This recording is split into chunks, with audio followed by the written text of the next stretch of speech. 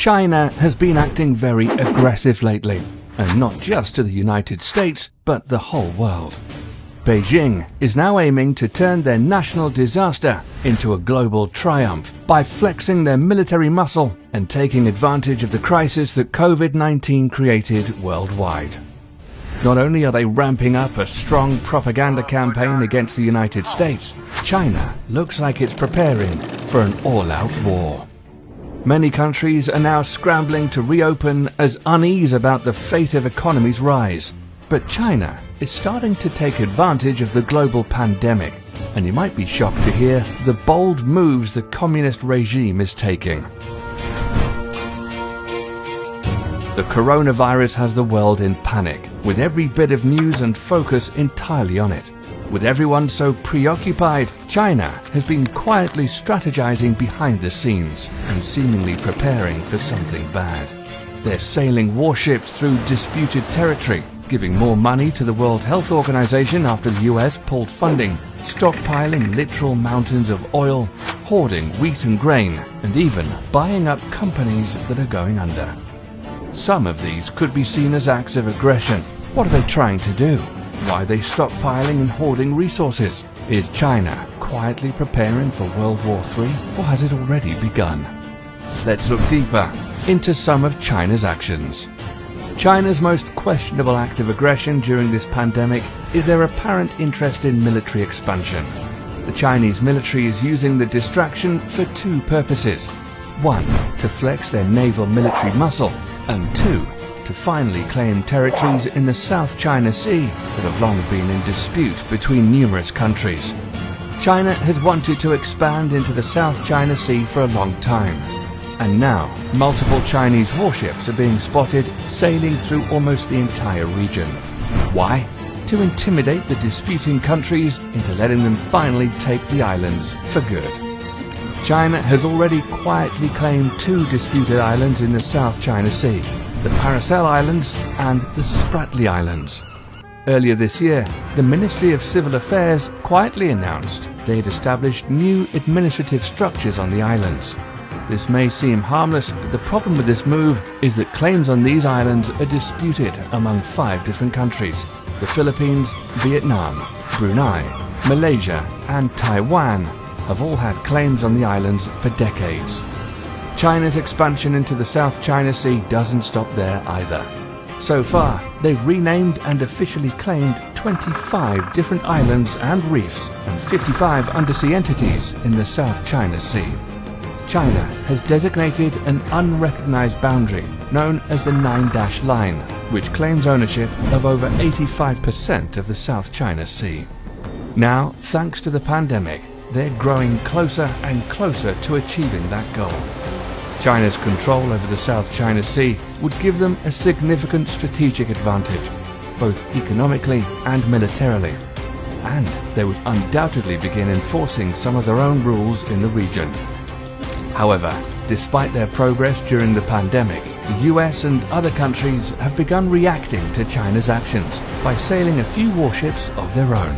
The US Navy and the Royal Australian Navy recently teamed up to flex a bit of their own naval muscles in the area.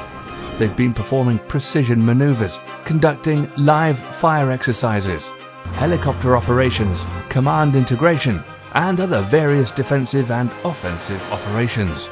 Though it's highly unlikely China will attack in response, it's still uncertain just how they will react to this show of force from the US and Australia. China flexing its military muscle, while arguably their most aggressive act so far, is only one of the many questionable things they're doing during the pandemic. As you may already know, the US recently pulled funding from the World Health Organization. President Trump claimed the organization had failed to respond to the coronavirus pandemic efficiently or quickly due to their submission to Beijing. China's reaction to this was to increase their donations to the organization by around $30 million. This is on top of the $20 million they already donated for coronavirus efforts. China could easily be on their way to becoming the leading donor for the WHO, though they're admittedly still a ways away from that. At face value, this seems rather harmless, Multiple countries give millions of dollars to the WHO each year. China may simply be interested in helping them out after losing a large contributor. The Chinese media also claims that boosting their donations is meant to help strengthen health systems in foreign countries. They also claim that there's no hidden agenda or strategy behind the move. However, it's certainly possible that they are increasing and will continue increasing their donations to the organization so they'll have better control over them. Control over the WHO would be exceptionally beneficial for China, both during the pandemic and after everything settles down. Earlier this year, the pandemic caused international oil prices to sink to historic lows. Oil prices in the US were the lowest in history, passing below $0 and reaching over -$40 a barrel. For those already holding oil, this was a terrible ordeal, but for many, it was a stellar opportunity to stock up. China is the world's largest importer of oil, and during the wild sell-off, they began stockpiling hundreds of millions of barrels.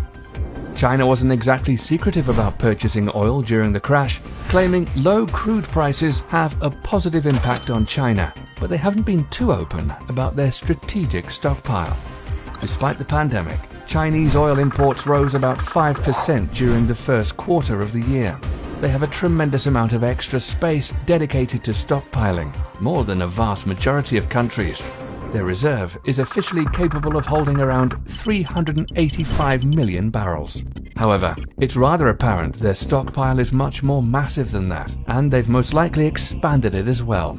Some reports suggest they've already filled up over 65% of their reserve capacity. With a massive enough oil reserve, China could maintain its population for quite a while. Self-reliance is one of China's most important goals. Combined with dumping billions of dollars into alternative energy research, they may at least partially remove their dependence on other countries for energy.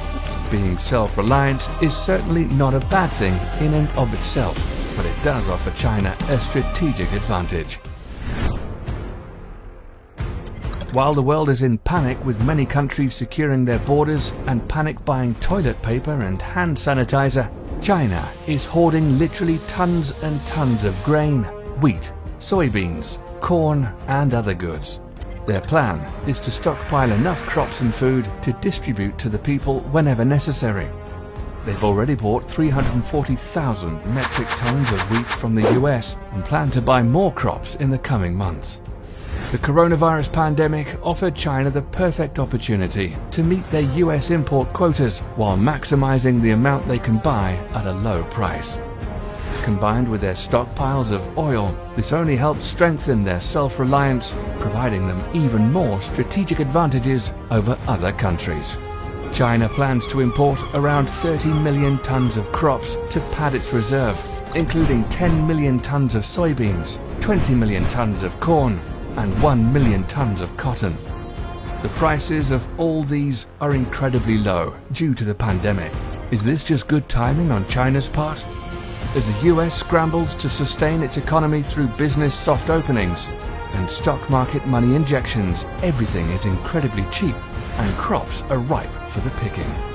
Is this just a coincidence, or did China know this would happen? On top of everything they've been doing during this pandemic, flexing their military muscles, boosting funding to the WHO, stockpiling oil and hoarding crops, China has been up to one more sneaky thing: buying US companies. A lot of businesses in the US and the rest of the world have been going under or struggling during the pandemic. Many simply can't stay afloat during the indefinite lockdown period. Desperate people mean companies are available at bargain prices or are willing to sell a stake, and China has taken notice of this. Buying struggling US and foreign companies isn't exactly a new thing for China, so many people know they're going to be throwing money at anything they can get. NATO has even warned, albeit indirectly, about the Chinese government making a move. The geopolitical effects of the pandemic could be significant. Some allies are more vulnerable for situations where critical infrastructure can be sold out, said NATO Secretary General Jens Stoltenberg in a defense ministers' web conference. China already has a significant hold on businesses across Europe, owning a stake in nearly half a dozen EU seaports. They hold stakes in terminals in Antwerp, Belgium, and Las Palmas, Valencia, and Bilbao, Spain. However, the US trade wars with China have made foreign investments in the US much more difficult. Rules under the Treasury Department's Committee on Foreign Investment in the United States, CFIUS, restrict China from outright takeovers of any companies, and those restrictions are being tightened during the pandemic. The US may succeed at blocking further acquisitions from the Chinese government, but all of Asia, Africa, and Latin America are still easy pickings. Individually, China's specific actions don't really mean too much, and are consistent with how they usually act. Their taking advantage of a pandemic doesn't exactly mean they're preparing for war. Altogether though, there are typically only a few reasons a country could do all of these. They either expect something terrible to happen, or are already waging a quiet war. What do you think all of this means? Do you think China is waging World War III? Or do you think they're just covering their bases during a time of crisis?